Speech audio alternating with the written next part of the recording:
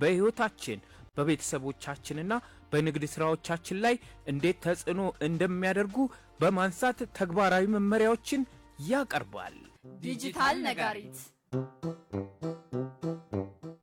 ሰላም አድማጮቻችን፣ እንዴት ሰንብታችኋል?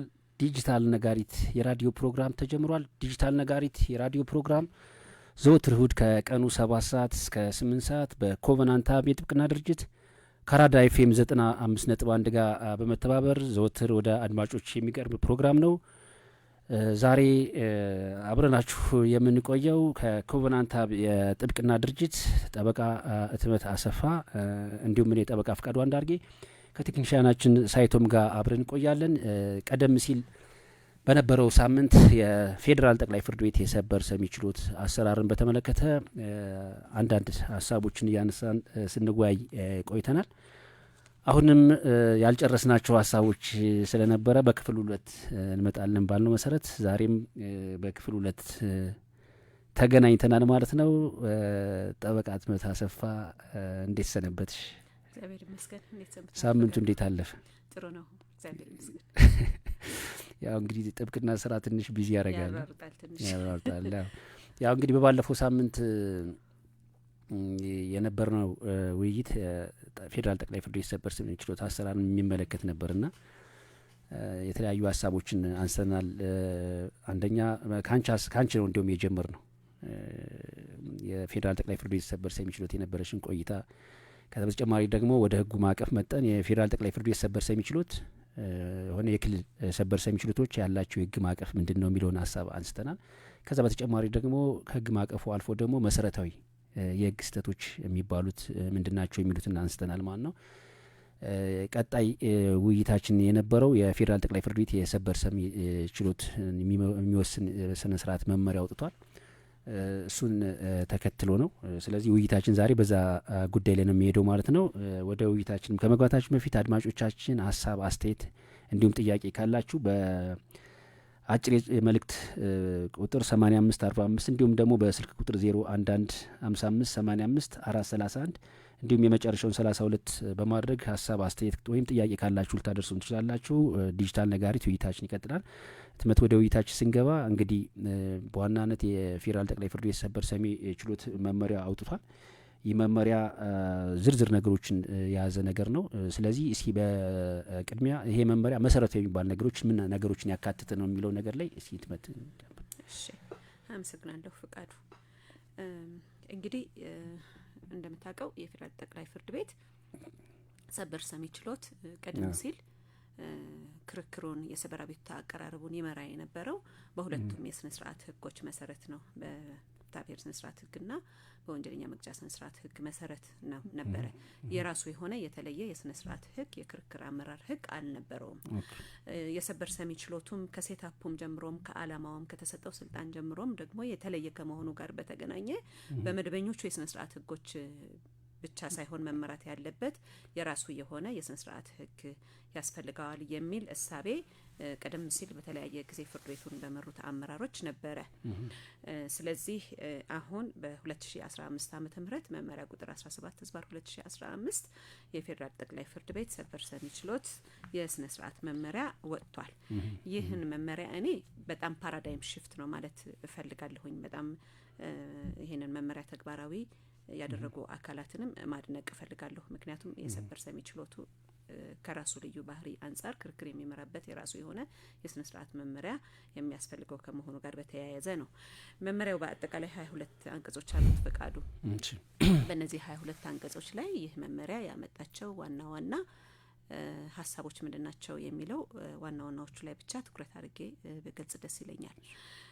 የመጀመሪያው መመሪያው በአንቀጽ 4 ላይ የሰበር አቤቱታ ይዘት ምን መምሰል አለበት የሚለውን ይዞ ማውጣቱ ነው።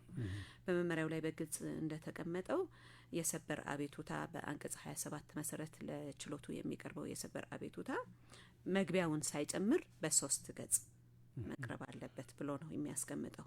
ገጹን ብቻ አይደለም ሊሚት ያደረገው ይህ መመሪያ ኢቭን የጽሁፉን የፎንቱን በ12 ፎንት በ1.5 በየመስመሩ ያለው ስፔሲንግ ክፍተት መሆን እንዳለበትና የዙሪያ ህዳግ ደግሞ 1 መሆን እንዳለበት በፓወር ግዕዝ ሞድ ተጽፎ መቅረብ እንዳለበት አስቀምጦታል። ስለዚህ ገና ሬጅስትራር ይሄን ቼክ ያደርጋል የሰበር አቤቱታ ሲቀርብ ማለት ነው። ስለዚህ ከመግቢያው ውጪ ከ3 ገጽ በላይ የቀረቡ የሰበር አቤቱታዎች ተቀባይነት የላቸውም ማለት ነው። ቀደም ሲል እንዴት ነበር ማለት ነው? ቀደም ሲል ምንም አይነት የፔጅ ሊሚት አልነበር። 20-30 ገጽ ይቀርብ ነበር። አዎ ያው ብዙ ጊዜ ረጅም ጊዜ ሰበር ላይ ስለቆየሽ አንዱም ይሄ መመሪያ በዚህ አግባብ ሊወጣ የቻለበት ምክንያት ተከራካሪ ወገኖች ጠበቆችም ግለሰቦችም ቢሆኑ የክርክራቸው በደንብ እንዲታይላቸው ስለሚፈልጉ ምንም አይነት ሊሚት ሳይኖር በጣም ረጃጅም ለማንበብ በጣም አስቸጋሪ የሆነ ብዙ ገጽ ያላቸው የሰበር አቤቱታዎች ያቀርቡ ነበር። ያንን ሊሚት ማድረግ አስፈላጊ ሆኖ በመገኘቱ ነው። ነገር ግን በ3 ገጽ ነው ወይ ሊሚት መደረግ ያለበት የሚለው በኋላ እናነሳዋለን። ግን እዚህ ላይ ስመት ያው የገለጽ ነው እንድኔት የ3 ገጽ አላማው እንግዲህ የተባለው የሰበር አቤቱታ የሚቀርበው መሰረታዊ ሕግ ስህተት ባለባቸው ጉዳዮች ነው። ስለዚህ የሚቀርበው አቤቱታ መሰረታዊ ሕግ ስህተትን ብቻ ማሳየት አለበት ከሚል አንድምታ መነሻነት ይመስለኛል 3 ገጽ የሚለው የነበረው።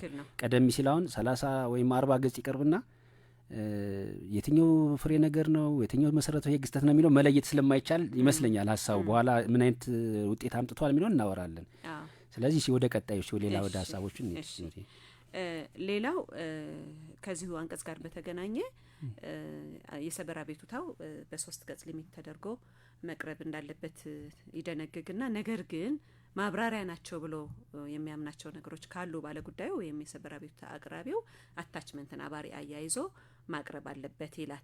ችሎቱ ግን አስፈላጊ ሆኖ ካገኘው ነው ይሄንን አባሪ የሚመለከተው በሚል ገልጾታል። ሌላው በመመሪያው ላይ የተቀመጡት አዳዲስ ሀሳቦች ዋና ዋናዎቹ ላይ ብቻ ትኩረት ማድረግ ስላለብኝ ነው። የሰበር አቤቱታው የሚቀርብበት ስርዓት ነው። እንግዲህ ይህ መመሪያ የሰበር አጣሪ ችሎት ምን ማለት ነው ብሎ ዲፋይን ሲያደርግ 3 ዳኞች የተቀመጡበት የሰበር አጣሪ ችሎት ነው ይላል። የሰበር ሰሚ ችሎት ደግሞ 5 ዳኞች የተሰየሙበት ችሎት ነው ይላል። ስለዚህ አንድ የሰበር አቤቱታ ለባለ 5ቱ ዳኞች እንዲቀርብ መጀመሪያ 3 አጣሪ ዳኞች በተሰየሙበት የሰበር አጣሪ ችሎት ተመርምሮ ያስቀርባል ከተባለ በኋላ ነው ይላል በአንቀጽ 6 ላይ። ኦኬ የ3ቱ ዳኞች የተሰየሙበት አጣሪ ችሎት አያስቀርብም ለ5ቱ ዳኞች ብለው ካመኑ ይዘጋሉ። የመሰረታዊ የሆነ ሕግ ስህተት ተፈጽሞበታል ብለው ካመኑ ግን ለባለ 5 ዳኞች ለተሰየሙበት ችሎት ይመሩታል ማለት ነው። ስለዚህ ይህ 5 ዳኞች የተሰየሙበት ችሎት ደግሞ ምን ያደርጋል የሚለው በኋላ መጣበታለሁኝ። ማንዳቶሪ ሆኖ ለአጣሪው ችሎት ያስቀመጠው ይህ መመሪያ እኔ ይሄን ፓርት በጣም አፕሪሼት ማድረግ ፈልጋለሁኝ። የመሰማት መብት እንግዲህ ህገ መንግስታዊ መብት ነው። የሰበር አጣሪ ችሎቱ አንድን የሰበር አቤቱታ መርምሮ ያስቀርባል ወይም አያስቀርብም ብሎ ትዕዛዝ ለመስጠት የግድ የሰበር አቤቱታ አቅራቢውን መስማት እንዳለበት አመላክቷል። ሰምቶ ነው ያስቀርባል አያስቀርብም። ቀደም ሲል ማለት ይሰማል ባለው ፕራክቲስ ይሰማል። ግን ቅሬታዎች ይቀርቡ ነበረ። ያልተሰማንበት ጊዜ አለ እንደዚህ በሚል የተለያዩ ቅሬታዎች ይቀርቡ ስለነበረ ባይዘው እኔ ከሰበር አጣሪው ችሎት ጋር በተገናኘ እኔም ራሴ ፊልም ማድረጋቸው ዳኛ እያለሁ በጣም ሎድ የሚበዛበት ችሎት ነው። እዛ ችሎት ላይ የተሰየሙ ዳኞች ኦልሞስት ረጅም ሰዓት ነው እያንዳንዱን ባለ ጉዳይ መዝገብ ለማየት በተቻላቸው መጠን ለመረዳት ይሞክራሉ። ግን ደግሞ ሎድ ብቻ ጫና ብቻ ነው የሚባለው ምን ከጫና በላይ ነው እንጂ በጣም ከጫና በላይ በነገራችን ላይ ፈቃዱ እኔ አንዳንድ ጊዜ አመዳፋሽ ችሎት ነው የሚለው ገልጽ ማነው ወርድ የሚገልጸው ይመስለኛል። ምክንያቱም ኦልሞስት 24 ሰዓት ይለፋሉ እነዚህ ዳኞች።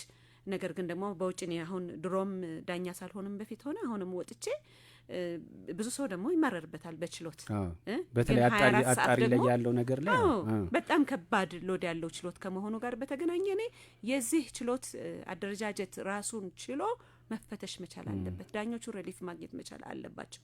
አሰራሮች ኬዝ ሎድን ሊቀንሱ በሚችሉ ደረጃ ሪፋይንድ የሆኑ ስትራክቸር ተቀምጦላቸው ለዳኞች ሊመሩ ይገባል ብዬ ነው ማምነው። ምክንያቱም ዳኛ ኮለ ሀገሩ አሴት ነው። እያንዳንዱ ዳኛ በኬዝ ሎድ ምክንያት እየታመመ ሌላ ችግር እየደረሰበት ተጓዳኝ ፕሮብሌሞች እየደረሱበት ሊኖር አይችልም። በዋናነት በተለይ ከእንዲሁ ከስራ ጫናው አንጻር እናነሳዋለን። ስለዚህ በዋናነት የመደመጥ መብትን እንደ መሰረታዊ ነገር አስቀምጦታል፣ መሰረታዊ ነገር አድርጎ አስቀምጦታል። ከዛ 5ቱ ዳኞች ምን ያደርጋሉ ነው። 5ቱ ዳኞች ደግሞ ከአጣሪው ችሎት የቀረበላቸውን ጉዳይ ተቀብለው መርምረው 5ቱ ዳኞች ላይ መስማት አስፈላጊ ነው ብሎ በግድ አላስቀመጠም መመሪያው። ኦኬ መርምረው አይ አጣሪ ችሎቱ የመራው ነገር ትክክል አይደለም፣ የስር ፍርድ ቤቶች ውሳኔ ትክክል ነው ብለው ካመኑ ይዘጉታል። ሳይሰሙ የሚሰሙት መስማት አስፈላጊ ሆኖ ካገኙት ብቻ ነው የሚለው። እኔ በጣም ፊል አደረግ ነበረ ዳኛም እያለሁኝ በፊት አይተን ሳንሰማ የዘጋናቸው ብዙ ተወያይተን ባይዘው ሲዘጉ ሳይወያዩ አይደለም ዳኞች ይወያያሉ።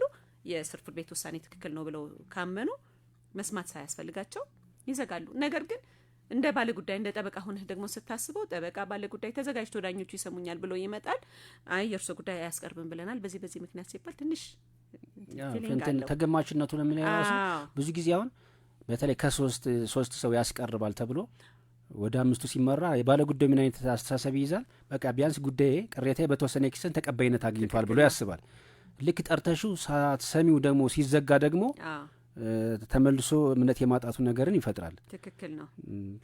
ስለዚህ ካመኑ ግን በስር ፍርድ ቤት የተሰጠው ውሳኔ መሰረታዊ የህግ ስህተት ተፈጽሞበታል ብለው ካመኑ ጭብጥ ይዘው በአዋጁ መሰረት መሰረታዊ የህግ ስህተት የተፈጸመባቸው ጉዳዮች ማሳያ ተብሎ የተገለጹ አሉ አይደለም? አንቀጽ 4 ላይ በዛ አግባብ ጭብጥ ይዘው ተጠሪው መልስ እንዲሰጥበት ያዛሉ። ተጠሪው መልስ ከሰጠ የመልስ ከተቀባበለ በኋላ ደግሞ የያዙትን ጭብጥ መቀየር አስፈላጊ ሆኖ ካገኟቸው በአንድም በሌላ ምክንያት ጭብጡን ለውጠው ድጋሚ በተለወጠው ጭብጥ ላይ ተጠሪ መልስ እንዲሰጥበት ያደርጋሉ። በተመሳሳይ ለባለ 5ቱ ሰበር ሰሚ ችሎት ደግሞ ውሳኔ ሲሰጡ ካከራከሩ በኋላ ኢቭን ዳኞች ካከራከሩ በኋላ መስማት የሚያስፈልግባቸው ጊዜ ይኖራል። ክሊር የማይሆንበት ጊዜ አለ ባይዘው አንዳንድ ጊዜ እና የጽሁፍ ክርክሩ ካለቀ በኋላ ግራ ቀኙን የሚጠየቁበት ጊዜ ለክላሪቲ ሲባል ግልጽ እንዲሆን አለ። ስለዚህ መጥራት ያለበት ነገር አለ ብለው ካመኑ ድጋሚ ግራ ቀኙን ቀጥረው ያከራክራሉ ወይም ደግሞ ጥያቄ ያቀርባሉ ማለት ነው። ነገር ግን በጽሁፍ ክርክሩ ብቻ ኤቭሪቲንግ ሴትልድ ክሊር ነው ብለው ካሰቡ ግልጽ ነው ካሉ ውሳኔ ይሰጣሉ ማለት ነው። ይሄ ነው ከ5ቱ ዳኞች ጋር በተገናኘ መመሪያው በዋነኝነት ይዞት የመጣው። ሌላው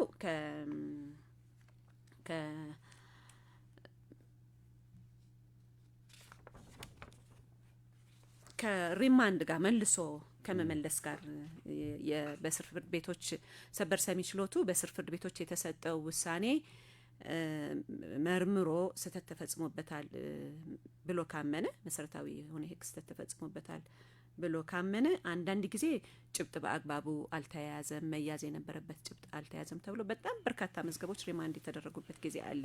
በቅጾቹም የሚያሳዩት የሰበር ሰሚ አብዛኛው እንዲሁም በጣም ሰበር ላይ በጣም አንድ ከሚነሳው ክፍተትና ቅሬታ ከነበረ ምንድነው ሰዎች 3-4 ዓመት ከተከራከሩ በኋላ ሰበር ደርሰው እንደገና ደግሞ ወደ መጀመሪያ ደረጃ ፍርድ ቤት ይመጣሉ። እውነት ነው።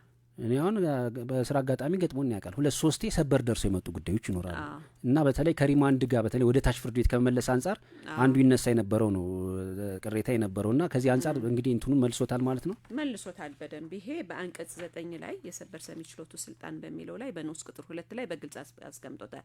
ሰበር ሰሚ ችሎቱ የስር ፍርድ ቤት በመጀመሪያ ደረጃ መቃወሚያ ላይ ሰጥቶት የነበረውን ውሳኔ ካልሻረው በቀር ለምሳሌ በመቃወሚያ በይርጋ ኦር ሬስ ጁዲካታ ምንድነው ድጋሚ የቀረበ ክስ ነው ምናምን ተብሎ በስር ፍርድ ቤት ተሰጥቶ የነበረው ውሳኔ ተሽሮ ከሆነ መቃወሚያው ውድቅ ስለተደረገ ፍሬ ነገሩን አከራክረ ወስን ብሎ ይመልሳል፣ ጉዳዩን ይመልሳል። እንዲህ ካልሆነ ግን ዋናውን ጉዳይ በሚመለከት ግን ከጭብጥ ጋር በተገናኘ ከማስረጃ ምዘና መርህ ጋር በተገናኘ የተፈጸመ መሰረታዊ የሆነ ህግ ስህተት እንዳለ ከገባው ግን የስር ፍርድ ቤቱ የግድ የማስረጃ መስማትንና መመዘንን የሚጠይቅ ከሆነ ፍሬ ነገርን ማጣራትን የሚጠይቅ ካልሆነ በቀር ሪማንድ ማድረግ ወይም ጉዳዩን ድጋሚ መመለስ አይችልም ብሎ በግልጽ አስቀምጦታል። ይሄ ትልቅ ምንድነው ትልቅ ችግርን የቀረፈ ይመስለኛል። ምክንያቱም እንዳልከው ነው ቅድም ጉዳዮች ወደ ስር ፍርድ ቤት እየተመለሱ አንድ ጊዜም ብቻ አይደለም 2-3 ጊዜ የሚመለሱበት ጊዜ አለ። ዜጎች የተቀላጠፈ ፍትህ እንዳያገኙ ያደርጋል። የተቀላጠፈ ፍትህ ከሌለ ደግሞ እንደምታውቀው ፈቃዱ የዘገየ ፍትህ እንደተነፈገ ይቆጠራል። አንዳንድ ብዙ ጊዜ ሰዎች እየተከራከሩም ይሞታሉ። ባይዘወይ ሰበር ብዙ ጊዜ 3-4 ጊዜ የተመለሱ ኬዞች አሁን በጣም ረጅም ጊዜ ነው የሚወስዱትና ድምራቸውን እንኳን ስታይ 6-7 ዓመት ድረስ ይወስዳሉ። እሱ ራሱ በኋላ ራሱ ማለት ነው።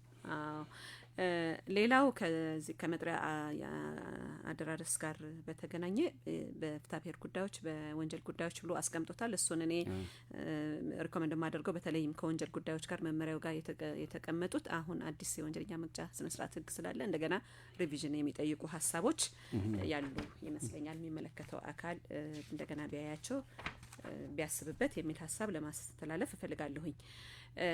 ሌላው በስር ፍርድ ቤት ተከራካሪ ያልነበረ ማናቸውም ሰው በሰበር ክርክሩ ላይ ተሳታፊ ለመሆን የሚያቀርበው አቤቱታ ተቀባይነት የለውም በሚል በግልጽ ዘግቶታል ነው። ከዚህ ጋር በተገናኘ ማለት ድሮ አሁን ሰበር ላይ የሚሰጡ ውሳኔዎች ይኖራሉ። ሰበር ላይ በጣም ተደጋጋሚ የ358 ማለትም በሌለውበት ተሰጠ ፍርድ የሚቀርበው ነገሮች ከሱ ጋር የተገናኘ ነው። እመጣበታለሁ ወደ እሱ ፍቃዱ። ሌላው የፍርድ ቤት አጋር ወይም ደግሞ አሚከስ ኩሬ የምንለው በጣም አዲስ ሀሳብ ኢንትሮዲውስ አድርጎ ነው የመጣው መመሪያው። ይሄም በጣም ፕሮግሬሲቭ ያደርገዋል መመሪያውን ከሚባሉት ሀሳቦች ውስጥ አንዱ ነው። እሺ ግልጽ ምን ማለት ነው? ምን ማለት ነው ይሄኛው? ችሎቱ አንዳንድ ጊዜ ዳኞች ከህግ እውቀት ባሻገር ሊቀርብላቸው የሚገባ ሳይንሳዊ ትንታኔ የባለሙያ ትንታኔ ሊኖር ይገባል። ህግ ስላወቅ ብቻ ፍርድ አትፈርድም። አንዳንድ ጊዜ ከዳኛው እውቀት ውጪ የሆኑ ነገሮች ሊገጥሙ ይችላሉ። የሳይንሳዊ ትንታኔ ሊሰጥባቸው የሚገባ የሙያ ትንታኔ ሊሰጥባቸው የሚገባ ጉዳዮች ይኖራሉ። እንዲህ በሆነ ጊዜ ፍርድ ቤቱ የፍርድ ቤት አጋር ቀርቦ ሙያዊ ትንታኔ እንዲሰጠው ማድረግ ይችላል በሚል በአንቀጽ 13 ላይ ያ በራሱ ተነሳሽነት ማለት ነው። በራሱ ተነሳሽነት ያ ማለት ህትመት ግን እዚህ ላይ አሁን ስር ፍርድ ቤት ላይ ብዙ ጊዜ ፍርድ ቤቶች በትሪያል ኮርት ላይ በመጀመሪያ በክርክር ደረጃ ላይ ተከራካሪዎች ሲጠይቁ ወይም ደግሞ ፍርድ ቤቶችም ሲያምኑበት ኤክስፐርት እንደሚያስመጡ የሚያስቀምጠው ነገር አለ። የነዚህ ይሄኛውም ደግሞ የአሚከስ ኩሪ ወይም ደግሞ የፍርድ ቤት አጋር ሲባል ዳኞች ለምሳሌ ለትርጉም በተቀረበው ጉዳይ ላይ ምናልባት ሙያዊ ትንተና ከሕክምናም ጋር ሊሆን ይችላል ከምን ጋር የሚያስፈልግ ከሆነ ሰዎችን ጠርተው ሊሰሙ እንደሚችሉ የሚያስቀምጠው ነገር አለ። ግን ብዙ ጊዜ ደግሞ በሌላ በኩል ከምን አንጻር ይነሳል? ይሄ የማስረጃ ጉዳይ አይደለም ወይ የሚባልም ነገርም ይነሳል። ከዛም አንግል እስኪ ምናልባት ሀሳቡን አዲስ ሀሳብ ይዞት መጥቷል። ምን መሰለህ ፍቃዱ፣ ከማስረጃ ጉዳይ ጋር በተገናኘ በግልጽ ሰበር ሰሚ ችሎቱ ማስረጃን አይመዝንም ወይም ደግሞ ፍሬ ነገርን አያጣራም፣ ማስረጃን አይመዝንም የሚል የተቀመጠ ሀሳብ አለ። ነገር ግን ይሄ አንድን ጉዳይ ተረድቶ ውሳኔ ላይ የህግ ትርጉም ለመስጠት እንዲያስችላቸው ግን ሰብጀክት ማተሩ ራሱ ምንድነው ጉዳዩ በጣም አስቸጋሪ የሆነበት ጊዜ አለ።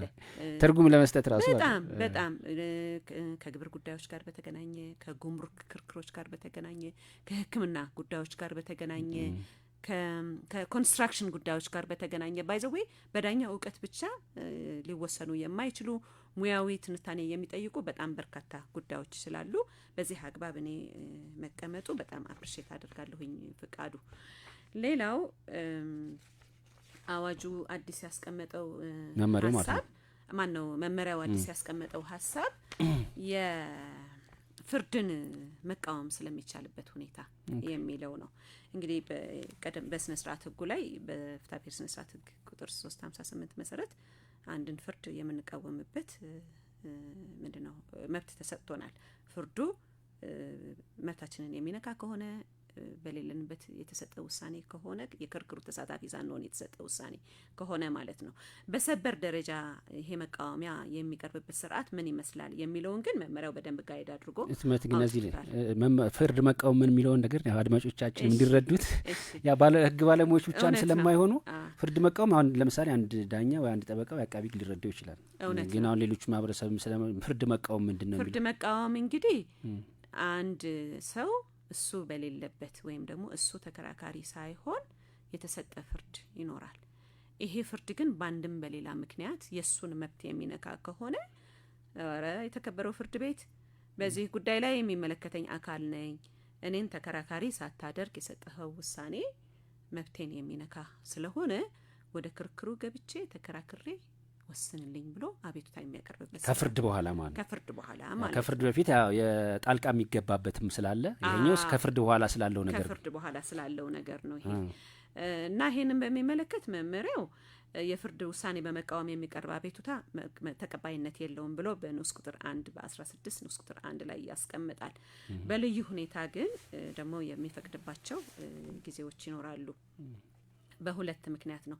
አንደኛው መቃወሚያው የቀረበበት የፍርድ ቤት ውሳኔ በሰበር ሰሚ ችሎቱ የተሰጠ ከሆነ የአንድን አቤት ባይ መቃወሚያ የሚነካ ማነው መብት የሚነካ ውሳኔ ሰበር ሰሚ ችሎቱ ራሱ ሰጥቶ ከሆነ ሁለት ኦፕሽኖች ሰጥቶታል ለሰበር ሰሚ ችሎቱ። አንደኛ አቤት ባዩ ወይም ደግሞ መቃወሚያ አቅራቢው የክርክሩ ተካፋይ ያልነበረ ከሆነ ለስር ፍርድ ቤቱ ጉዳዩን በመጀመሪያ የዳኝነት ስልጣኑ ላየው የስር ፍርድ ቤቱ የመቃወሚያውን ማመልከቻ ተቀብለህ አከራክረህ ወስን ብሎ ሊመራለት ይችላል ይላል። ሁለተኛው ኦፕሽን ደግሞ በስር ፍርድ ቤቶች የነበረ ተከራካሪ ወገን ይሆንና በሰበር ላይ ግን ያልነበረ ይሆናል። ይሄ ከምን ጋር ተያይዞ ይቀርባል? ብዙ ጊዜ በስር ፍርድ ቤት ብዙ ተከራካሪ ወገኖች ይኖራሉ። አንዳንድ ጊዜ ባለ ጉዳዮች ሰበር ሰሚ ችሎት ላይ ሲያቀርቡ አንዱን ወይም ሁለቱን ብቻ ነጥለው ተጠሪ የሚያደርጉበት ጊዜ አለ። ስለዚህ በስር ፍርድ ቤት የተከራከረ ከሆነና ግን መብቱን የሚነካው ውሳኔ በሰበር ሰሚ ችሎቱ እሱ ተከራካሪ ሳይሆን የተሰጠ ውሳኔ በሆነ ጊዜ ግን ራሱ ጉዳዩን ወደ ስር ፍርድ ቤት መመለስ ሳያስፈልገው ክርክሩን ሰምቶ ራሱን ያያል በሚል የተቀመጠው ነው። ስለዚህ አሁን እዚህ ላይ በሁለት ነገር ማለት ነው። የመጀመሪያው በስር ፍርድ ቤት ተከራካሪ ካልነበረ ከትሪያል ኮርት ወደ ታች ሂዶ ራሱ እንዲያቀርብ ነው የሚመልስለት ማለት ነው። ግን በስር ፍርድ ቤት ሲከራከር ቆይቶ ሰበር ያልመጣ ከሳሽ ወይ ተከሳሽ ወይ ይግባኝ ባይ ወይ መልስ ሰጭ ይኖራል። በዚህ ሂደት ግን ሰበሩ ራሱ የሚያይበት እድል ነው ያስቀምጠው በሁለት መንገድ ማለት ነው። ሌላው አዲሱ ሀሳብ ከዳግመኛ ዳኝነት ጋር በተገናኘ ነው። እንግዲህ አድማጮች ዳግመኛ ዳኝነትም ለማብራራት አንድ ውሳኔ በሐሰተኛ ማስረጃ በመደለያ ያለ ስነ ስርዓት ህጉ ባስቀመጣቸው መሰረት የተሰጠ ውሳኔ ከሆነ ውሳኔው ዳግም እንዲታይ ወይም ደግሞ ሪቪው እንዲደረግ አቤቱታ የሚቀርብበት ስርዓት ነው። ይሄ በፍትሐ ብሔር ስነ ስርዓት ህጋችን ቁጥር 6 ላይ የተቀመጠ ነው። ጉዳዩ ሰበር ደረጃ ላይ የደረሰ በሆነ ጊዜ ግን ምንድነው የሚደረገው የሚለውን አንቀጽ 17 ላይ በመመሪያው ተቀምጧል። በመርህ ደረጃ በወንጀል ጠቀስ ተግባር በሐሰተኛ የምስክርነት ቃል በሙስና ወይም በሌሎች ከወንጀል ጋር በተገናኙ ጉዳዮች ውሳኔ ተሰጥቷል በሚል በሰበር ሰሚ ችሎት በዳግም ዳኝነት እንዲታይ የሚቀርብ አቤቱታ ተቀባይነት የለውም ይላል በንዑስ ቁጥር 1 ላይ እንደመርህ ማለት ነው። እንደመርህ ግን ኤክሰፕሽን ደግሞ እያስቀመጠ ደግሞ ይመጣል። ይሄ መርህ የተቀመጠ ቢሆንም ይላል ወረድ ብሎ ደግሞ በዳግመኛ ዳኝነት እንዲታይ አቤቱታ የቀረበበት የስር ፍርድ ቤት ውሳኔ የሰበር ችሎቱ ውሳኔ ከሰጠ በኋላ የቀረበ እንደሆነ ግን ጉዳዩን በመጀመሪያ ዳኝነት የተመለከተው ፍርድ ቤት አቤቱታውን ተቀብሎ እንዲያከራክር የሰበር ሰሚ ችሎቱ ትዕዛዝ ሊሰጥ ይችላል በመዝገቡ ወደ መጀመሪያው ወደ ወሰነው ማለት ነው። አዎ ሌላው ደግሞ ዳግመኛ ዳኝነት እንዲታይ የተጠየቀበት ውሳኔ በሰበር ሰሚ ችሎቱ የተሰጠ ከሆነና እዛ ሰበር ሰሚ ችሎት ላይ ውሳኔ ሲሰጥ በሙስና በማታለል በመናምን የተሰጠ ከሆነ ግን ወደ ታች አይመራውም። ምንድነው የሚያደርገው? ይህንኑ ማስረጃ አስደግፈው ካቀረበ አቤት ባዩ የሰበር ችሎቱ የዳግመኛ ዳኝነት አቤቱታውን ይቀበላል። ኦኬ ይቀበልና ጉዳዩ በሌላ የሰበር ሰሚ ችሎት ዳግመኛ እንዲታይ ይታዘዛል። ምክንያቱም ራስህ ነህ በመደለያ በመናምን ወስነሃል ራስህ ችሎቱ ብሎ ካቀረበለት ችሎቱ መልሶ ሊያየው አይችልም አይደል? ግን እዚህ ላይ በጣም አዲስ ሀሳብ ነው ያመጣው። አሁን በስነ ስርዓት ህጉ ምንድነው የሚለው? ፍርዱን ለፈረደው ነው ዳግም ዳኝነት የሚጠየቀው። ለማን ነው? አንተ ስትወስን ምስክሮች ወይ በሐሰተኛ ወንጀል ጠቀስ ተግባር በሐሰተኛ ምስክርነት በሙስና በማታለል የተደረገ ነው ብለው አታለውሃል ራስህ ድጋሚ ይልኝ ነው የአንቀጽ 6 መርህን ካየሽው። ወደ ሰበር ሲመጣ ግን መቅረብ እንደ ስነ ስርዓት ህጉ ካየሽው ራሱ ያችሎት ነው ማየት ያለበት። አንተ የሰጠኸው ሰበር ትርጉም እነዚህ ነገሮች ስላሉበት ድጋሚ ይልኝ ነው ከ6 አንጻር ካየሽው። ሰበሩ ግን ወደ ምን ወሰደው? ራሱ አያየውም ማለት ነው። ወደ የት ወሰደው? ወደ ሌላ ችሎት ወሰደውና ይሄኛው ከስድስት ትንሽ ለምን ይመስለኛል መሰለህ እኔ የግል ግንዛቤ ነው ፍቃዱ የሰበር ሰሚ ችሎት ውሳኔዎች አስገዳጅ ናቸው በማንኛውም ጉዳይ ላይ አይደለም። ምናልባት አሁን በመደበኛው ክርክር በስነ ስርዓት ህግ 6 መሰረት ሲቀርብ የነበረው ጉዳይ ያንኑ ባለ ጉዳይ ብቻ ሊሆን ይችላል የሚመለከተው። በሰበር ሰሚ ችሎት ላይ ግን የተሰጠው ውሳኔ ለሁሉም ተመሳሳይ ጉዳዮች አስገዳጅ ከመሆናቸው ጋር በተገናኘ ገለልተኛ ሊባል የሚችል ችሎት እንዲወስነው የፈለገ ይመስለኛል። ኢንተረስቲንግ የሆነ እንትን ስላለ ነው እንዳልሽው። በመጀመሪያ ላይ ያ አንቀጽ የስነ ስርዓት ህጉ 6 ላይ ምናልባት የዛ ውጤት እነዛ ተከራካሪዎችን ብቻ ነው ሊሆን የሚችለው እንዳልሽው። እውነት ነው። የሰበር ግን የትርጉም አይደል እየሰጠ ያለው ከሁለቱ ያልፎ በሀገሪቱ ላይ ተፈጻሚ ይሆናል ትርጉሙ ማለት ነው። እና ግን አዲስ አሰራር ልንለው እንችላለን። እውነት ነው። ሌላው አዲሱ ሀሳብ ባለ ጉዳዮች ብዙ ሰዎች ሆነው አንዱ ብቻ የሰበር አቤቱታ ካቀረበ በሰበር ሰሚ ችሎቱ የተሰጠው ውሳኔ እሱ ላይ ተፈጻሚ የሚሆነው የተሰጠው ውሳኔ ያላቀረበውን አቤቱታ ያላቀረበውን ሰው የሚጠቅም በሆነ ጊዜ ነው በሚል ይሄን ኢንትሮዲዩስ አድርጓል። ወጪ ኪሳራም አዲስ ሀሳብ ነው በነገራችን ላይ። ሁሉም የሰበር ሰሚ ችሎት ውሳኔዎች ላይ ሊባል በሚችል ደረጃ ወጪ ኪሳራ ተቻቻሉ ነው የሚባለው የውሳኔ መጨረሻ ክፍል ላይ አይተን እንደምንረዳው። ነገር ግን በአንቀጽ 19 ላይ በዚህ መመሪያ ላይ ወጪና ኪሳራን በተመለከተ የሰበር ሰሚ ችሎቱ ተገቢ ነው ብሎ ያመነበትን ሊወስን ይችላል ይላል። ገጥሞሽ ግን ያቃል የወሰነ ችሎታ አይተሽ ታውቂያለሽ? ወጪና ኪሳራ አይ ዶንት ቲንክ ምናልባት አንድ መዝገብ ላይ ገጥሞናል ይመስለኛል። አላግባብ እየረሳሁ መጣሁ አሁን ጊዜውም እየቆየ ስለሄደ። በአብዛኛው ተቻቻሉ ነው ስንል የነበረው ቀደም ሲል የነበሩ ዳኞችም ሲሉ የነበሩት ማለት ነው። ወይም ደግሞ የፍርድ ቤቱ ሬጅስትራር የቀረበውን ዝርዝር መርምሮና ተከራካሪ ወገኖች የሚያቀርቡትን ሀሳብ ተቀብሎ የተጣራውን ሂሳብ እንዲቀርብለት ሊያዝ ይችላል ብሎ ኦፕሽን አስቀምጦለታል ፍቃዱ። ሌላው ፈጠኛብህ ይሆን? አልፈጠንሽም። ሌላው ከሰባት ዳኞች ጋር ግን ከዛ በፊት ደግሞ ሌላ ከውሳኔ አሁን ብዙ ጊዜ ከውሳኔ ጋር በተገናኘ አዲስ ነገር አስቀምጧል። አሁን ድሮ ምን ያከራክር ነበረ? ሰበር የሚሰጠው አሁን በተለይ ጠቅላይ ፍርድ ቤት የሚወጣቸው ቅጾች አሉ በማውጫው ላይ የተቀመጡት እና በማውጫው ላይ የተቀመጡትና ውስጥ ላይ ያሉት አንዳንዴ የሚለያይበት ሁኔታ ይኖራል። ሁለተኛ ደግሞ በአንድ የሰበር ውሳኔ አስገዳጅነት ያለው የትኛው ነው? ፍርድ ውስጥ ብዙ ሀተታዎች ሊኖሩ ይችላል፣ ብዙ ጭብጦች ሊኖሩ ይችላሉና ይሄ መመሪያ ከዚህ ከአስገዳጅ ውሳኔ ፓርት ከሚለው ጋር ምን ያስቀመጠው ነገር አለ? በደንብ አስቀምጧል። ይሄም በጣም ምንድነው መሰረታዊ ነገር ነው ብዬ እኔ አምናለሁኝ። እንደሚታወቀው ሰበር እንዲወሰነ እየተባለ በየክርክሩ ላይ ይቀርባል። ዳኞች ራሱ ኢቭን ለሰበር ሰሚ ችሎቱ ራሱ ሰበር እኮ እንዲወስነው ነበር እየተባለ የሚቀርቡ ውሳኔዎች አሉ። ነገር ግን ሰበር ሰሚ ችሎት የሰጣቸው ውሳኔዎች ሁሉም ናቸው ወይ አስገዳጅ? ወይም ደግሞ የትኛው ፓርት ነው አስገዳጅ ነው ብሎ የተረጎመውን የህግ ክፍል ማመላከት መቻል አለበት። ይሄ ሰፊ ውይይት ተደርጎበት የነበረ ነው። ስለዚህ በዚህ መመሪያ አንቀጽ 15 ላይ የሰበር ሰሚ ችሎት የፍርድ አሰጣጥና ይዘት ተብሎ ይተነትናልና ንዑስ ቁጥር 4 ላይ በደንብ ዲፋይን አድርጎ አስቀምጦታል። የሰበር ሰሚ ችሎቱ ውሳኔ በቂና ተገቢ ትንታኔ ካሰፈረ በኋላ ይላል በፍርዱ መደምደሚያ ላይ አስገዳጅ የህግ ትርጉም ሰጥቶ ከሆነ የሰጠውን አስገዳጅ ህግ ትርጉም በአጭሩ ይገልጻል ነው የሚለው። ስለዚህ ባለጉዳዮችን ሰበር ሰሚ ችሎት በሰጠው አስገዳጅ ህግ ትርጉም መሰረት እንዲገደዱ ሌሎች ዳኞችን በአገሪቱ ውስጥ ያሉት ዳኞች በሙሉ ይሄንን ተግባራዊ እንዲያደርጉ አስገዳጅ ነው ተብሎ ዲፋይን የተደረገው የህግ ትርጉም የትኛው ነው የሚለው ቁልጭ ተደርጎ ነው የሚቀመጥላቸው። እኛ ሳለቅ በፊት እኔ ይሄ መመሪያ ከወጣ ጀምሮ አዲስ ትርጉም የሰጠንባቸው ውሳኔዋ ፓርት ራሱ አትቀመጣለች። ውሳኔዋ ፓርት መጨረሻ ላይ የዚህ ትርጉም ይሄ ነው ተብሎ ይቀመጣል።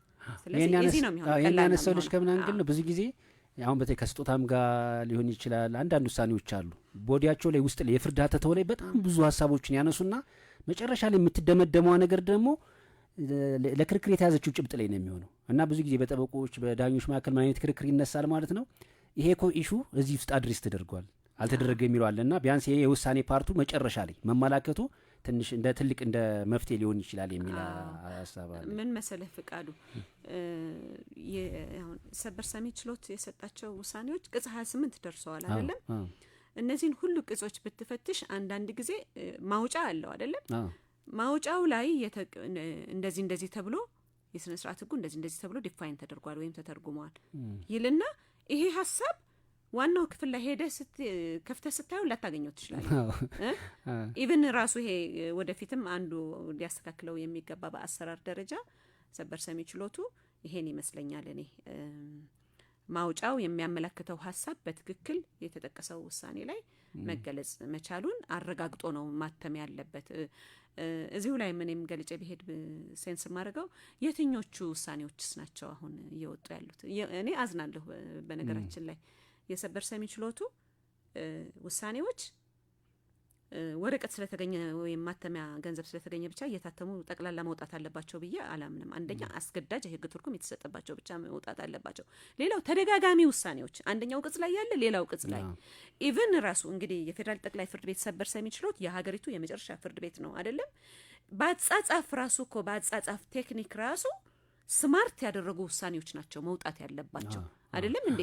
አንዳንዱ ውሳኔዎች ስታይ እንደ ሰበር ሰሚ ችሎቱ የጻፈው ነው እንዴ ብለህ ጥያቄ የምታነሳባቸው ውሳኔዎች አሉ። ስለዚህ ካጻጻፋቸው ራሱ ስትሮንግ ሆነው በደንብ ትችት የተሰጠባቸው በቃ ጠቅላይ ፍርድ ቤቱን የሚመስል ውሳኔ ፐብሊክ ሰነድም ስለሆነ ፐብሊክ ሰነድ ስለሆነ የህዝብ ሰነድ ነው።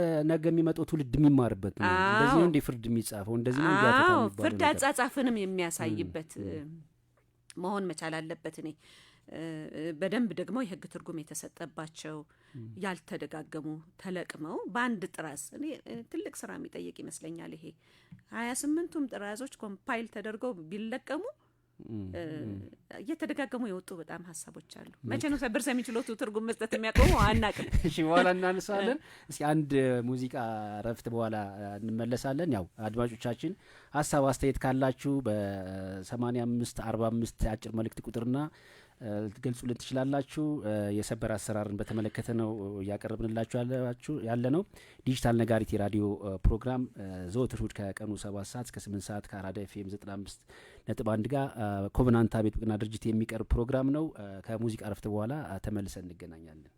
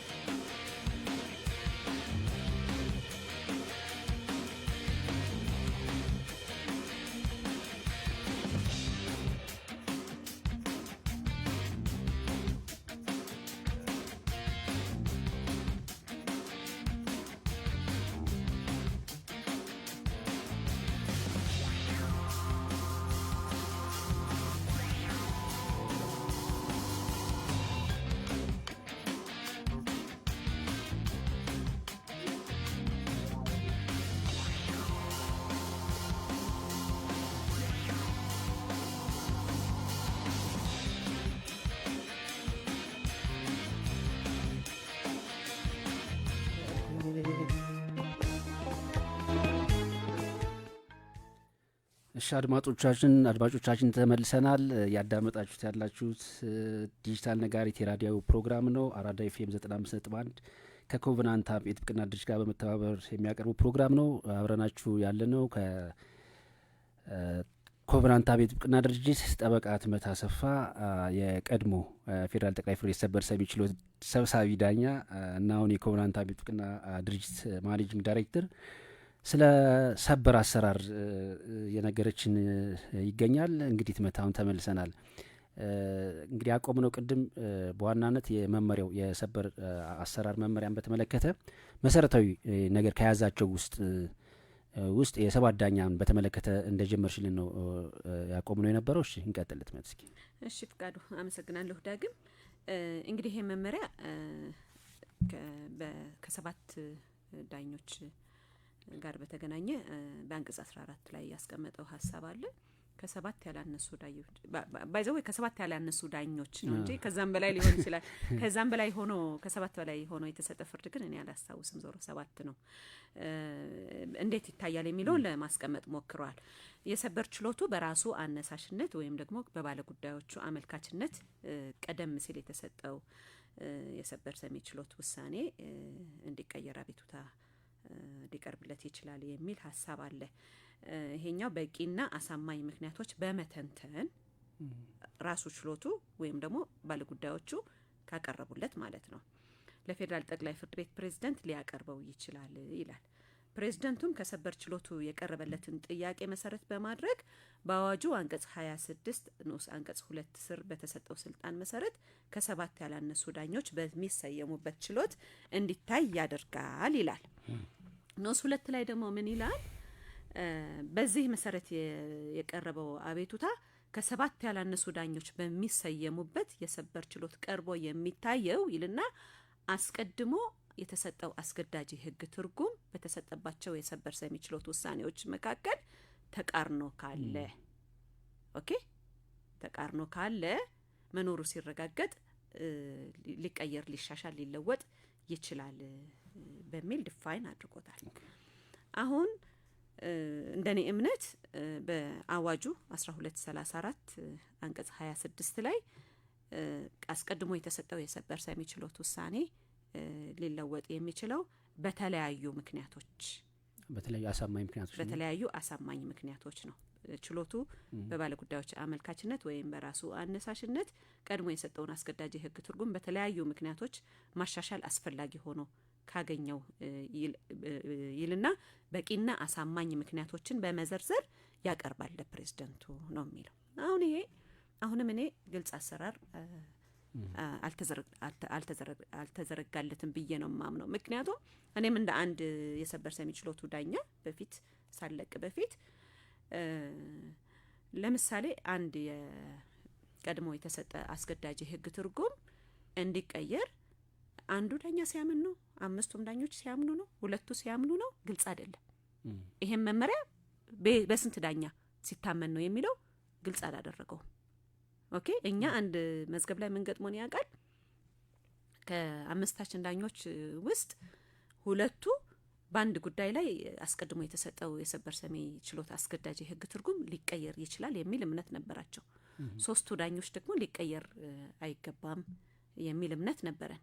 ስለዚህ በማጆሪቲ ቮት ለሰባት አይቀርብም ማለት ነው። ሁለቱ ዳኞች የልዩነት ሀሳባቸውን አቅርበውበታል። ይቅረብ ብለው ማለት ነው። መቅረብ አለበት ብለን በሀሳብ ተለይተናል አሉ ሁለቱ ዳኞች።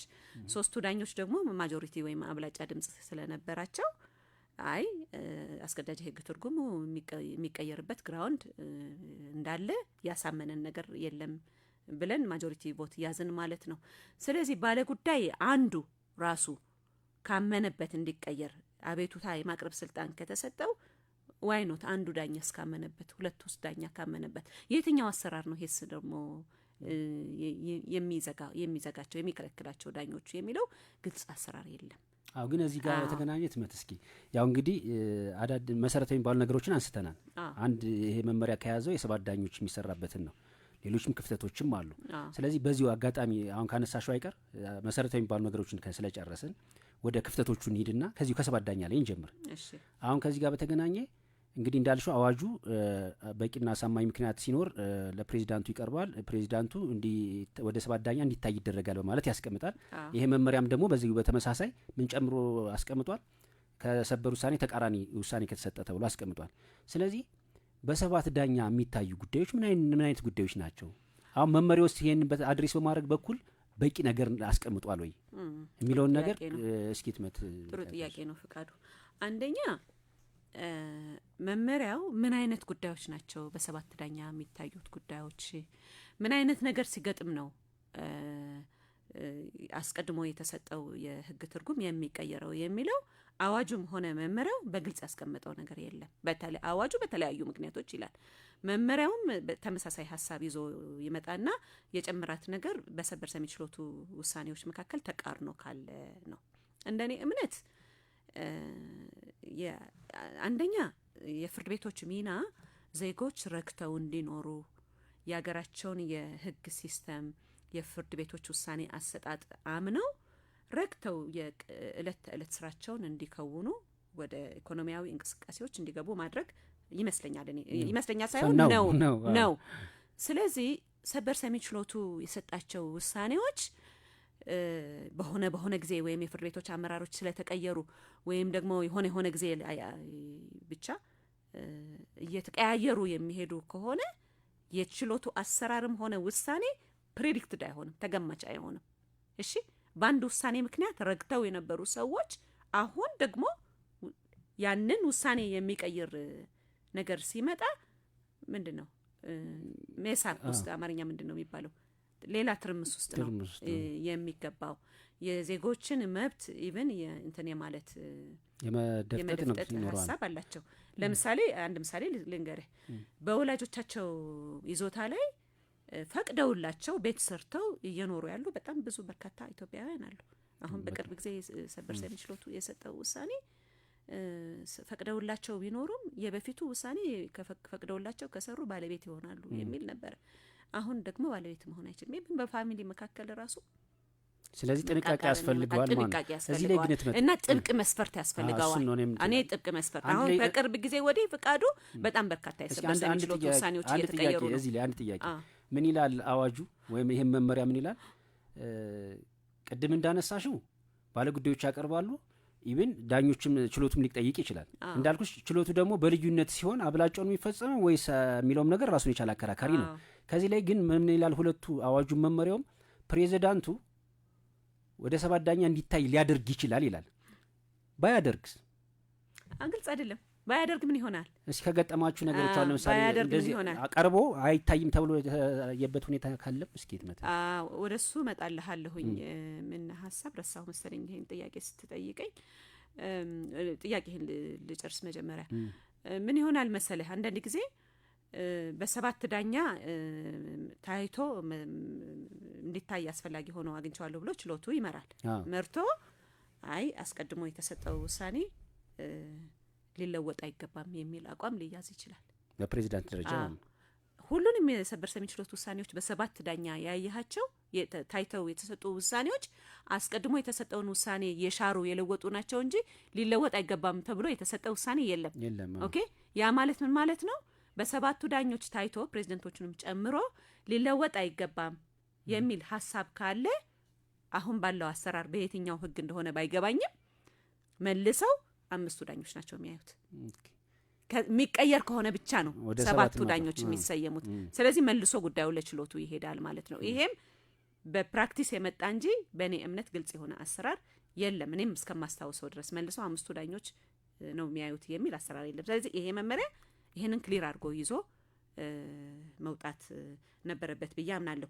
ሌላው ትልቁ መሰረታዊ ነገር ፍቃዱ የሰበር ሰሚ ችሎት የሀገሪቱ ፍርድን የመለወጥ የማሻሻል የመሻር ስልጣን የመጨረሻው ስልጣን ያለው ችሎት ፍርድን እንዲቀይር በጣም ጥብቅ መስፈርቶች መቀመጥ መቻል አለባቸው። እነዚህ ናሽናል ኢንትረስት በቃ የሀገሪቱ ብሔራዊ ጥቅም ላይ ፎከስ ማድረግ አለባቸው ብዬ ነው ማምነው። በየጊዜ አንደኛ እዛ ችሎት ላይ የሚሰየሙ ዳኞች አቅም ብቃትም ሊፈተሽ ይገባል።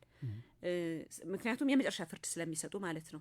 ሁለተኛ በየጊዜው እንዲለዋወጡ አይደለም እንዴ? በጣም ብዙ ውሳኔዎች እኮ እየተለወጡ እያየን ነው እኮ ያለ ነው አይደለም? ስለዚህ ምንድነው መስፈርታ የኤና የቢ ክርክር ወይም የሃና የለ ክርክር አይደለም። ብሔራዊ ጥቅም ነው መመዘኛው መሆን ያለበት ብዬ ነው እኔ የማምነውና ዙሮ ግልጽ መስፈርት ያስፈልገዋል። ቅድም ያነሳውልሽ መመሪያው ሊሻሻል እንደሚችል አንቀጽ 22 ላይ ስለሚደነግግ ከሰባት ዳኞች ጋር በተገናኘ አሰራሩን በደንብ ሊፈትሽ ይችላል። ማን ነው ይገባል ጥብቅ መስፈርቶችን ይዞ መውጣት አለበት ብዬ ነው እኔ ማለት። ግን እኔ አሁን ያልኩሽ ደግሞ ምንድነው ቅድም አንዴ ያነሳውልሽ ፕሬዚዳንቱ ወደ 7 ዳኞች እንዲታይ ያደርጋል ይላል። ባያደርግስ የሚለው ውጤት እሱ ራሱ ምላሽ ያስፈልገውም ወይ? ያስፈልገዋል። ፕሬዚዳንቱ ካላደረገስ የሚለው እሱም ራሱ ያ ምክንያቱም ግልጽ መመሪያ ቢወጣ ግልጽ ነገር ቢቀመጥ አሁን ምን አይነት ክርክር ይነሳል? ተከራካሪዎቹ 5 ዳኛን ተጠቅመው ውሳኔ ተሰጠ፣ ትርጉም ተሰጠ። ስለዚህ መመሪያው ስለፈቀደላቸው ብቻ ወዴት ሊሄዱ ነው? ሁሉ ጊዜ ወደ 7 ዳኛ እንዲታይ ሊያመለክቱ ማለት ነው። ስለዚህ ሌላ ቤንች ነው ሌላ ቤንች እየሆነ ነው የሚመጣው እሱ ራሱ ማለት ነው። ሌላ ቤንች ምክንያቱም ምን ፈቅዶላቸዋል ማለት ነው? ወደ 5 እንዲሄዱ ፈቅዶላቸው ወደ 7 እንዲሄዱ ፈቅዶላቸው እንዲያመለክቱ። ያ ማለት ስላመለከቱ ይቀበላቸዋል ማለት አይደለም። ግን በግልጽ መስፈርት ምን አይነት ጉዳዮች ናቸው እንደዚህ አሳማኝና በቂ ምክንያት ሳይባል ቢያንስ ማሳያ ኤግዞስቲቭሊ ላይሆን ይችላል ማሳያዎች መቀመጥ መቻል አለባቸው የሚል ሐሳብ አለ። ልክ አሁን መሰረታዊ የህግ ስህተት ማሳያዎች እንደተቀመጠው ሁሉ በ7 ዳኞች ደግሞ እንዲቀየር ማሳያ በደንብ መመልከት አለበት። ካልሆነ ምን ይሆናል መሰለ አርቢትራሪ የሆነ ፓወር እየሰጠህ ትሄዳለህ። እና ደግሞ ኢቭን በግለሰቦች ላይ ፍላጎት በግለሰቦች ላይ የሆነ ዳኛ ኦር ግለሰብ ኢንትረስት በኖረው ጊዜ ማሳመን መቻል በቻለ ጊዜ የሆነ ይሄዳልና ይሄ ደግሞ የዜጎችን መብት ይጎዳል ብዬ ነው እኔ ማምነው። መቼም ዛሬም ክፍል 3 አንሄድም። ሌላ መሰረታዊ ነገር እስከዚህ ላይ ትመት ግን ሌላው ከመመሪያው ጋር የሚነሳው በ3 ዳኛና በ5 ዳኛ አጣሪ ቀርቦ ወደ 5 ዳኛ የሚመራበትን በተመለከተ እሱ ላይ ምናልባት አንዳንድ ክፍተት ስለሚነሳ ማለት ነው። እኔ ባለፈው ፕሮግራም ላይም ለመግለጽ ሞክሬ ነበር። እንግዲህ ጠቅላይ ፍርድ ቤት ላይ የሚመደቡ ዳኞች ተቀራራቢ ዕውቀትና ልምድ አላቸው ተብሎ ይታመናል። ስለዚህ ሰበር አጣሪ ችሎቱ ባለ 3 ዳኞች የተሰየሙበት ችሎት አንድ ጉዳይ አንድን የሰበር አቤቱታ አይቶ መሰረታዊ የሆነ የህግ ስህተት አልተፈጸመበትም ብሎ ካመነ የመዝጋት ስልጣን ከሰጠነው መዝጋት እኮ ይበልጣል እኮ አይደለም? የመዝጋት ስልጣን የተሰጠው የአጣሪው ችሎት ጭብጥ እንዳይይዝና በአዋጁ መሰረታዊ የሆነ ህግ ስህተት ተፈጽሞበታል የሚሉትን ሀሳቦች ጭብጥ ይዘው ተጠሪ መልስ እንዲያቀርብበት እንዳያደርግ ማድረግ እኔ በዳኞች ማለማመን ነው ብዬ ነው ማምነው። ባይዘዌ በኔ እምነት ነው። በኔ እምነት አዋጁም ራሱ የድራፍቲንግ ችግር ካልሆነ በቀር እንደዛ ታስቦ አይደለም የወጣው። እሺ፣ ስለዚህ አጣሪ ችሎቱ ያስቀርባል የሚልበትን ጭብጥ ይዞ ተጠሪ መልስ እንዲሰጥበት ተደርጎ ክርክሩ ካለቀ በኋላ ነው ለችሎቱ መቅረብ ያለበት ብዬ ነው የማምነው። በዚህ ምክንያት እንደኔ እምነት ባክሎግ አምጥቷል ብዬ ነው ማምነው። በጣም ብዙ ያልተሰሩ የተጠራቀሙ ውሳኔዎች በጠቅላይ ፍርድ ቤት ላይ በሰበር ሰሚ ችሎት አሉ ብዬ አምናለሁኝ። ዳታ ምርመራ ያስፈልጋቸዋል። በእርግጥ ይሄ ሪሰርች ምን ያህል ነው በስልክ ቴክስት እንኳን ተለዋጭ ቀጠሮ እየተባሉ የሚሰጥባቸው 6 7 5 8 ጊዜ የሚሰጡ ቀጠሮች አሉ። ይሄ ምን ያመጣው ነው? ይሄ አሰራር ያመጣው ችግር ይመስለኛል እኔ በእኔ እምነት። ሌላው ይሄ ባክሎግ እንዳለ ማሳያ ችሎት 3ቱ ዳኞች አጣሪ ችሎት መርምረው ያስቀርባል ለ5ቱ ችሎት ይመራ ብለው የመሩት መዝገብ በዛው ችሎት ሳይሆን ባክሎግ የሚባል ችሎት በሰበር ሰሚ ችሎት 5 ዳኞች ያሉበት ደግሞ ባክሎግ ችሎት ወይም በአማርኛ ውዝፍ ጉዳዮች የሚታዩበት ችሎት ብሎ እንዲቋቋም ሁሉ እንድፈጥሯል ምክንያት ሆኗል። ኦኬ፣ ባክሎግ ችሎቱ ራሱ መቋቋሙ የጠቅላይ ፍርድ ቤት ሰበር ሰሚ ችሎት 3 ችሎቶች አሉት። 3ቱም ችሎቶች የተለያየ ስፔሻሊቲ ያላቸው የተለያዩ ጉዳዮችን ነው የሚያዩት። ስለዚህ 3ቱ ችሎቶች በቅርብ ጊዜ የሰጡትን አስገዳጅ ህግ ትርጉሞች እያዩ ኢፌክቲቭ የሆነ አሰራር እንዳያደርጉ ጫና የፈጠረ ወይም ምክንያት የሆነ ይመስለኛል። ስለዚህ እኔ ይሄ ከ3 ዳኞች ጋር በተገናኘ ድጋሚ 5ቱ ዳኞች አይተው ስንቱንስ ይስሩት ባለ 5ቱ ዳኞች በነገራችን ላይ እንዳልሽ ግንትመት እንዲዘጉ እምነት ከሰጠሻቸው እንዲዘጉ እምነት ሰጠሻቸዋል አያስቀርም ብለው ጭብጥ ይዘው መጥሪያ እንዲልኩ ለምንድን ነው እምነት ማሰጫቸው? እንዳልሽው በዳኞችም እምነት ላይ ጥያቄም ስለሚያስነሳ ማለት ነው። ምክንያቱም ከሶስቱ እንግዲህ የሚዘጋው ነው በደንብ መታየት ያለበት ወይስ ያስቀርባል የሚባለው ራሱ እሱን አከራካሪ ስለሚሆን ማለት ነው። በጣም እዚህ ላይ ሀሳብ የምጨምሪው ካለሽ።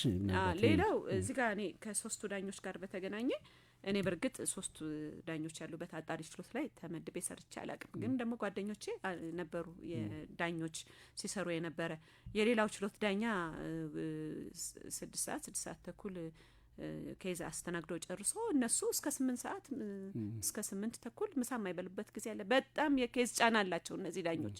በጣም እኔ በጣም ነው የሚያሳዝኑኝ። ባይዘዌ በጣም የኬዝ ጫና አላቸው። ከመላው ኢትዮጵያ የሚመጣ ጉዳይ ነው የሚያዩት። ባለ ጉዳይ እንደምታውቀው ጊዜ አይሰጥም፣ ያንገበግባል፣ ኬዝ ይመረምራሉ። በየዕለቱ ደግሞ የእግድ አቤቱታ ይቀርብባቸዋል። እሱን ይመረምራሉ፣ ትዕዛዝ ይሰጣሉ። ኦልሞስት 24 ሰዓት የሚሰሩ ችሎቶች ዳኞች ናቸውና እየሰሩም ግን ደግሞ አመዳፋሽ የሆኑ ናቸው። የስራ ጫናውም ከጥራት ጋር ይነሳል። የጥራትም ጉዳይ ያስነሳል የስራ ጫናውም እና የአጣሪው ችሎቱ አሰራር በጣም ሊፈተሽ ይገባል። የመዝገብ ጫናቸው ሊቀንስ ይገባል። እንደገና ነው መደራጀት ያለበት ብዬ ነው ማምነው ከነሱ ጋር በተገናኘ ማለት ነው። ሌላው ቅድም ሳልጨርሰው ነው ያቋረጥከኝ ሐሳቤን ፍቃዱ። ከዚህ በ3 ገጽ ተገድቦ ከመግቢያው ውጪ በ3 ገጽ ተገድቦ የሚቀርበው የሰበር አቤቱታ እኔ ሱሪ ባንገት ነው የሚመስለው። የእውነቴን ነው ፍቃዱ። እውነት ይሄንንም ለመወሰን በባለ ጉዳዩ ጫማ ላይ ገብቶ ማየት ያስፈልጋል። ቅሬታ በ3 ገጽ ለማቅረብ በጣም ማይታሰብ። ይሄንን ስል በእርግጥ ዳኞች በጣም በርካታ ገጾች ያሉበት የሰበር አቤቱታ እየቀረበባቸው በጣም ብዙ ድካም ውስጥ የሚገቡ የትኛው ነው ትክክለኛው ቅሬታስ ብለው ለመለየት የሚለፉበት ጊዜ አለ። ነገር ግን በ20 ገጽ፣ በ25 ገጽ፣ በ15 ገጽ፣ በ17 ገጽ ሲቀርብ የነበረው አቤቱታ በ3 ገጽ ሊሚት ሊደረግ ይገባል ብዬ እኔ አላምንም። አትሊስት እንደው 6 ገጽ እንደዚህ 7 ገጽ አባሪ እንደሚቀርብ ያሳያል። ግን አባሪውንም ችሎት ላይ መለከተው ይችላል በነገራችን ላይ። ስለዚህ አቤቱታው 3 ገጽ የሚለው በጣም ትንሽ ስለሆነ እንትኑ መመሪያው እኔ ከዚህ አንጻር እንደገና ሪቫይዝ መደረግ አለበት ብዬ አምናለሁኝ። ምክንያቱም አንዳንድ ጉዳዮች በባህሪያቸው ሰፊ ናቸው። ለምሳሌ በጣም ሰፋፊ የኮንስትራክሽን የንግድ ጉዳዮችን እንትን እያልሽ በ3 ገጽ እንዴት አድርገሽ ነው ኢቭን ጭብጦቹ ብቻ አንዳንድ መዝገብ በጣም ሰፋፊ መዝገቦች ላይ 3-4 ገጽ ጭብጥ የሚቀርብበት አለ። እነዛን 3-4 ጭብጥ እንዴት አድርገሽ ነው በ3 ገጽ ታመጫቸው የምትችይው? እንደየጉዳዩ ባህሪ በነገራችን ላይ ሁሉም ጉዳዮችስ በ3 ገጽ ተጨፍልቀው መቅረብ አለባቸው ወይ? ኤክሴፕሽን ያስፈልገዋል። ቢያንስ እንግዲህ ሌላ የስራ ጫና ይፈጥራል። ምናልባት መጨመር አለበት። ፍቃዱ ፊዚብል አይደለም። እንዲሁም ይሄን የጠቅላይ ፍርድ ቤት ሰበር ትሬንድ ተወስዶ ከተማ ፍርድ ቤትም እኔ ገጥሞኛ ቃል ከተማ ሰበር ራሱ በ3 ገጽ ምናምን ይላሉ። ከተማ ሰበር ራሱ ማን ነውና ትንሽ ይከብዳል። አንዳንዴ ከመሰማት መብትም ጋር ራሱን የቻለ ውጤት ስለሚኖረው ምክንያቱም ያ ሰው ቅሬታውን ማንዛዛት ላይኖርበት ይችላል። ግን ደግሞ ሁሉን ሀሳቦች ደግሞ ማቅረብ መቻል አለበት።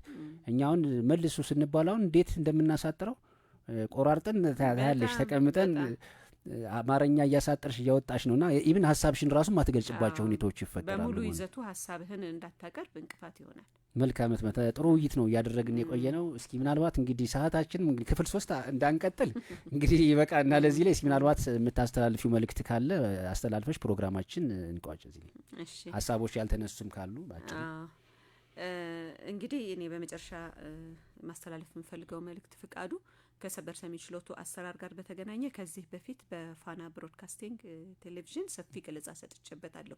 ዳኛ እያለሁ ማለት ነው። አድማጮች እሱን ፕሮግራም ድጋሚ እንዲያዩ ጋብዛለሁ። ነገር ግን የሰበር አጣሪ ችሎቱም ሆነ የሰበር ሰሚ ችሎቱ ዳኞች በጣም ከፍተኛ የስራ ጫና ያላቸው እነዚህ ዳኞች መሆናቸውን ህብረተሰቡ ሊገነዘብ ይገባል። ህብረተሰቡ መንግስትም ሊገነዘብ ይገባል ብዬ አምናለሁኝ። እነዚህ ዳኞች እዚህ ደረጃ ላይ ለመድረስ በጣም ብዙ ልምድ የትምህርት እውቀት አካብተው ነው የደረሱትና የሀገር አሴት ናቸው። በአግባቡ ምንድነው ኢንቫይሮንመንት ሊመቻችላቸው ይገባል። የኬዝ ሎዳቸው የስራ ሸክማቸው ሊቀነስ ይገባል። አሰራሮች ሊዘረጉላቸው ይገባል። ካልሆነ እናጣቸዋለን። የሚታመሙ ዳኞች አሉ። ባይዘዌ ታመው እኔም ማስታውሰው በእኛ ችሎት ከኛ ውስጥ በኮሮና የተያዙ ዳኛ ቤታቸው ላይ ልክ እንደገና ስጦታ በካርቶን ሙሉ 2 ካርቶን ሙሉ መዝገብ አሽገን ለፊርማ የላክንበት ጊዜ አለ ህመም ላይ ያሉ በነገራችን ላይ ከዚህ በፊት ታማው ደግሞ በመዝገብ ውይይት ላይ ደግሞ ታማው መኖሪያ ቤታቸው ላይ ወንበር ላይ ወይም ሶፋ ላይ ተቀምጠው አንገታቸው በእንትን የነርቭ ጋር ህመም ጋር በሚገናኝ ጊዜ ይሄ ረጅም ሰዓት ከመቀመጥ የሚመጣ በሽታ ነው በነገራችን ላይ በዛ ሁኔታ ሲወያዩ የነበሩ ዳኛ እንዳሉ ማስታውሳለሁ በተለያየ ጫና ላይ ሆነው ስራ ሲሰሩ የነበሩ ዳኞች አሉና ፕሊስ ዳኞቻችንን እንጠብቅ የሀገር ሀብት ናቸው ብዬ ይሄም ደግሞ እሺ አመሰግናለሁ መሰዓት ስለአቋረጥኩሽ ይቅርታ ያው ስርዓት ስለሌለን ነው ይሄ ደግሞ ለባለ ጉዳዩ ብቻም ሳይሆን ለፍትህ ፈላጊው ትክክል ስለሱ ነው ጥሩ ውይይት ነበር ከሰዓት ነው የገደበን አድማጮቻችን ዲጂታል ነጋሪት ነው ስታዳምጡት የቆያችሁት አብረናችሁ የቆየነው ጠበቃ ፍቃዱ አንደርጊና ጠበቃ ትመት አሰፋ እንዲሁም ቴክኒሻናችን ሳይቶም ነው መልካም ሳምንት በሌላ ርዕስ እንገናኛለን አመሰግናለሁ